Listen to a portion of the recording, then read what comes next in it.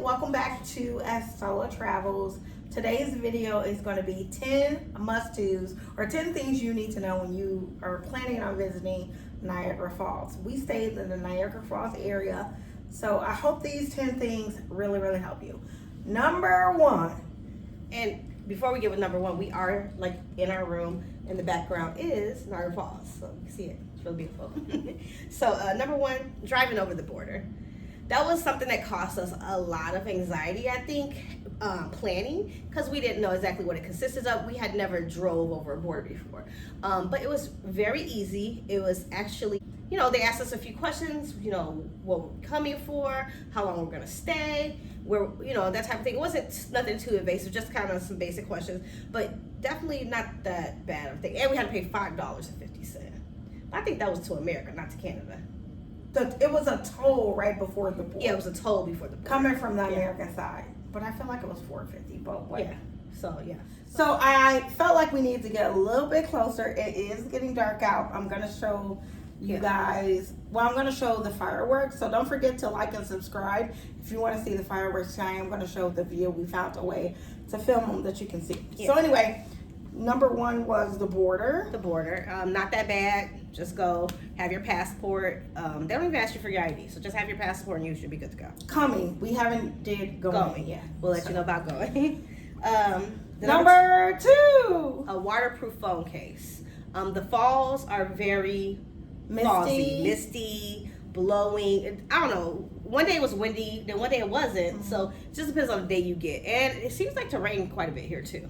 So definitely. And you can't use your phone without it getting wet in certain spots. So if you want to take good pictures or even a camera, make sure that they're waterproof somehow. I use those waterproof phone cases, and then because I like to carry mine a bit longer, my DIY was to use a purse strap, so it kind of went like crossbody. Number three. We suggest you download the WeGo app at home, because like when you're traveling, if you're traveling from America, when you get over the border, your service has to switch over. So even if you have your service, like my service was included with the contract that I have with my cell phone company. So she has Verizon and I have T-Mobile. Yeah. But it's still buffered. It's not going to be as good as your local network, I think. So you're still going to have issues. So it's just easier for like both of us. You end up being able to download it at some point. I never downloaded that, and it just never will come up. So I would suggest downloading at home. It's called WeGo, WeGo, and that's just having it ready because that's their, I guess, tourist bus and rail system app. But definitely get that. So we wanted to talk about the green line and the blue line in particular. We stayed at, we're staying at the Marriott. The blue line picks us up at the Marriott, but it runs every 30 minutes. And so if you're staying anywhere on this side of town, like the Embassy Suite, the Ramada, the Howard Johnson, any of these hotels, that's every 30 minutes. And the green line is every 15 minutes to get to all the attractions. Yeah, the green line takes you through all the attractions, and then the blue line kind of takes you, I guess, around the hotel. But from our hotel to, like, say, Table Rock, it's 40 minutes on the blue line. And what is it? Like, by using the 15 minutes on the railway. So there's a railway that goes up and down, like, the hill that descends into, I guess into like Niagara Falls, like to Table Rock, which is the like main hub of Niagara Falls. So it's the building right in front of the falls. So our hotel room is up high, up that hill. So they have a rail system that you just get on and it brings you down the hill. So you actually don't have to get on a bus and go around or do anything. You can just come down that hill. It takes like 15 minutes and you're right there. Then from there, you can hop on a bus and go to any of the attractions at Niagara Falls and then come right back and then get on the railway too. So we found the railway. The first day we were looking for the bus, we didn't know anything about the railway. The bus took forever, and then we finally got on it. And then when we got there, the lady's like, "Why are you taking that? Just take that." Because I was like, "We stay at that hotel there." She's like, "Just take the railway up." And we're like, "What?" And so once we did it, we were like, "Oh my gosh, that's so much better." It's like a 1 block walk over to our hotel. So to get to the railway from the Marriott, it's kind of behind the Marriott, the second one. I don't know where like the Falls View one. I haven't really figured out why they're two across the street from each other, but there is another Marriott in the Embassy Suite. Embassy Suite is the closest to it. I would say it's kind of like down past TGI Fridays and around The corner down. Embassy Suite, and then it's right there. So in case you needed some kind of direction. Yep. Number 4.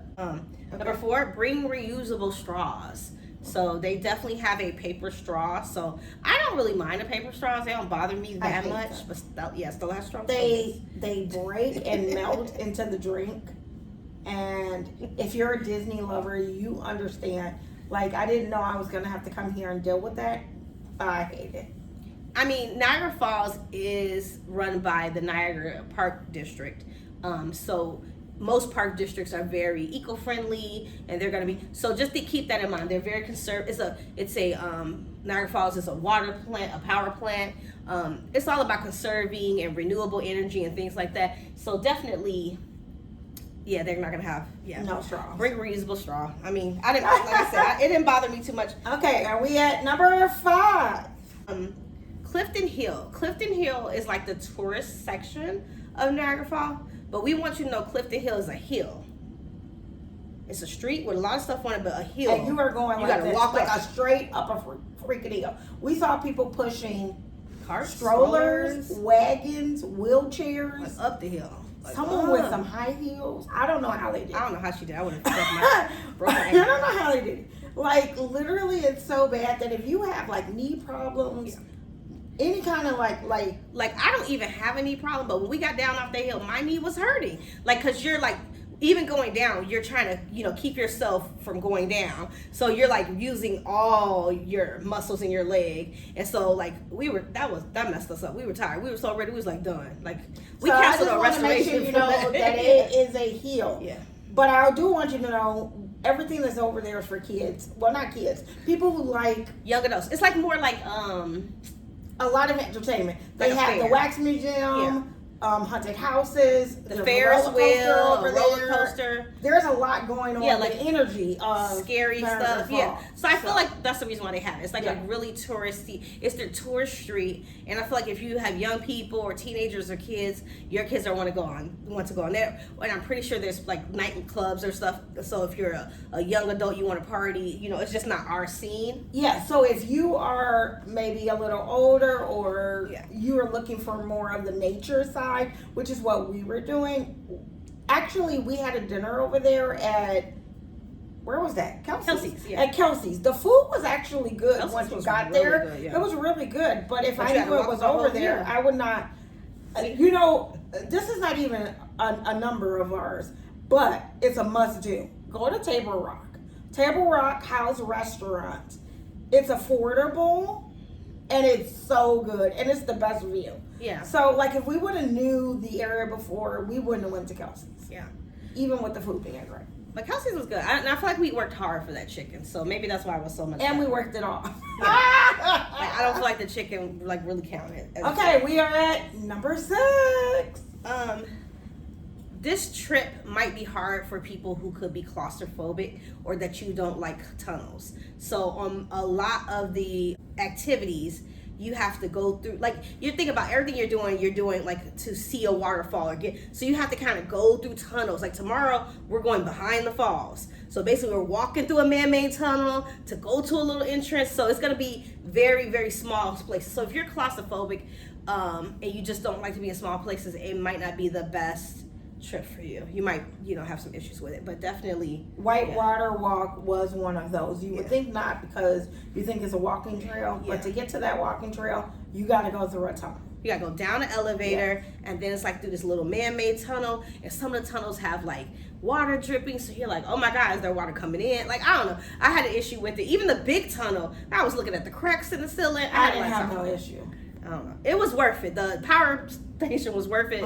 And their tunnel was big, and it was so cold down there. So that was a good one, but we'll talk about that in another video. But yeah, you will be under the underground, because the falls, a lot of it, everything, the action that happens with it is underneath. That's where the power is kind of harnessed underneath, and it's a lot to it. So yeah, that's something just to be aware of. Okay, number 7. Okay, reservations. So when we were looking at it, it looked like you needed reservations for just about everything. So we went on Open Table. Open Table is an amazing app. Stella loves it. Love it. And we made reservations for all these different restaurants that we wanted to eat at. But when we got here, so we're used to, say, Disney. And in Disney, if you don't make a reservation, you're not eating at Crystal Palace. You're not eating at Beauty and the Beast. You're not eating anywhere if you don't make a reservation. So I was really on it when planning, looking at reservations. Yeah. Kelsey's was one of them that it took me 3 days to get a reservation. When we went in there, it was like half empty. yeah, And we've been eating at a lot of restaurants, even Table Rock House Restaurant. yeah, They had space. yeah. Now I can't say with Open Table, once you have a reservation, it was really easy to modify. When I went to modify, there were tons of times. Yeah. And on our first night when we came here, we used Open Table and we were running 30 minutes late and we got in. It was at Milestones. In our Milestones on the Falls. Milestone on the Falls in the Marriott, but yeah. we were 30 minutes late getting in, driving in, and they were very, very accommodating. So download Open Table. Don't stress out about reservations. If you don't get it, I think you will be able to get in. We're here in July, and that's our experience. We had no issues with eating. Yeah, and that's the thing. I don't think that we don't know, what every season looks like. I believe Niagara Falls has a very vast, season. They even have things here during the wintertime. So, it's just one of those things you got to kind of check. But I think it'd be better just to have a reservation and then, like you said, you can change it and modify it. But when we got there, it didn't seem like you need a reservation. Okay, number 8. Passports. And not the ones that you need to cross the border. So they have a really cool thing where they give you actually a passport. It's got coloring pages. It would be great for kids, but great for people that are young at heart that like stuff like that. And then at every attraction or activity, you get like a little sticker to do your passport. So you put it on the thing, and along the way, you get to fill up your passport. We just came from Disney, and we did the passport around the world. And so if you like those things, it was at Epcot.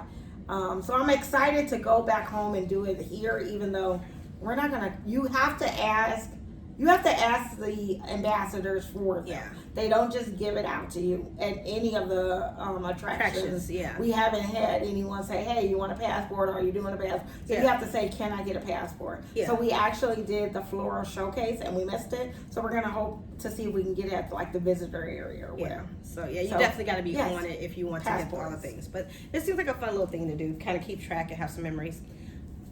Number 9. Gym shoes. You need them. So you want to hold up your shoe? Oh, my flip flop. So she had a flip flop. That flip flopped. It was not. It was not. I think you need. Some people can walk like Sabrina. Our friend Sabrina, she loves a flip flop to walking around Disney. I had a more sporty sandal, and even that didn't work. Like I need you need a runners. Good walkable shoe. It is a lot of walking. A lot. Yesterday, how many steps we did we did? do yesterday? 11,000, almost 12,000 steps yesterday, and then we're about 11,000 today. Oh, I only got 9. Why is mine 11,312. Where you walk without me? Did you put it on when you did your walk? I don't know. I only got 9. 9,000 to 11,000 steps. And easily. we easy. Yeah. And that's coming back to the hotel. We took a break, a siesta, and then we walked to dinner. Like so, it's a lot of walking. A lot of walking. So have something comfortable. Whatever learn from Disney. Maybe not the newest shoe. Don't buy a new shoe for the trip. Something comfortable that you've broken in. Number 10. If you are planning on shopping, bring reusable bags. Otherwise, you're gonna have to pay for it. The cheapest bag we found here was 30 cents. But I mean, they're $2.99, even $14.99. Like they're expensive bags. So if you plan on shopping here and don't want to pay for a bag, because they're 30 cents, I think I think the cheapest one was 30 cents. So if you don't, bring some kind of reusable bag. Talking at Niagara Falls and around town area. So reusable bags is our number 10. Because again, Niagara Falls itself is probably a eco-conscious city. So yeah, definitely the park districts at their things, they only have reusable bags, and theirs look like they're sustainable. We have one, Yeah. and it's kind of like a fiber, so it might, biodegrade before we get home. We don't know. It looks very sustainable, but definitely, yeah, just make sure you bring some bags, or know that if you're going to be doing some shopping, there is going to be a fee. So in the comments below, if you have any other questions you want us to ask about Niagara Falls and the area, leave them down there. We would love to get back to you and answer all those questions. Anything else you want to say, Sissy? no, it's So please don't forget to like and subscribe, and we'll see you in the next one.